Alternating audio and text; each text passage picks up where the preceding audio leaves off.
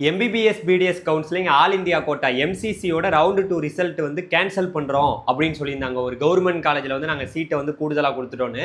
இப்போ திடீர்னு என்ன சொல்லியிருக்காங்கன்னா, இல்லை ஆல்ரெடி வந்து பார்த்தீங்கன்னா நாங்கள் எந்த ரிசல்ட்டை வந்து பப்ளிஷ் பண்ணோமோ அதுவே வந்து கண்டினியூ ஆகுது. ஸோ உங்களுக்கு ஒரு கவர்மெண்ட் காலேஜ்லையோ இல்லை டீம்டு யூனிவர்சிட்டிலையோ ஆல் இந்தியா கோட்டாவில் எம்சிசியில் எந்த சீட் அலாட் ஆகிருந்ததோ அது அப்படியே கண்டினியூ ஆகுது. நீங்கள் ப்ரொவிஷனல் அலாட்மெண்ட் ஆர்டரை டவுன்லோட் பண்ணிக்கிட்டு அந்த ஷெட்யூலே அப்படியே கண்டினியூ ஆகுது. அதாவது வந்து பார்த்தீங்கன்னா ரவுண்டு 2ல் காலேஜ் ஜாயின் பண்ணுறதுக்கு நமக்கு செப்டம்பர் 25 வரைக்கும் டைம் கொடுத்துருந்தாங்க. அதே ஷெட்யூல் தான், அது அப்படியே கண்டினியூ ஆகுதுன்னு இப்போ திடீர்னு சொல்லியிருக்காங்க. இப்படி மாற்றி சொல்கிறனால மாணவர்கள் எல்லாரும் குழம்பி போயிருக்காங்க.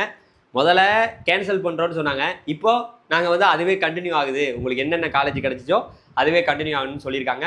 ஸோ இதுதான் வந்து பார்த்தீங்கன்னா எம்சிசியோட ரவுண்டு 2ஓட இப்போ இருக்கக்கூடிய லேட்டஸ்டான அப்டேட்டு. ஸோ இதே போல் எம்பிபிஎஸ் பிடிஎஸ் கவுன்சிலிங்கில் நீங்கள் லேட்டஸ்ட்டான அப்டேட்டை உடனுக்குடன் தெரிஞ்சுக்கணும்னு நினச்சிங்கன்னா மறந்துடாமல் ஃபாலோ பண்ணிக்கங்க. எப்போவுமே எல்லா இன்ஃபர்மேஷனுமே தெரிஞ்சுக்கலாம். பாய்.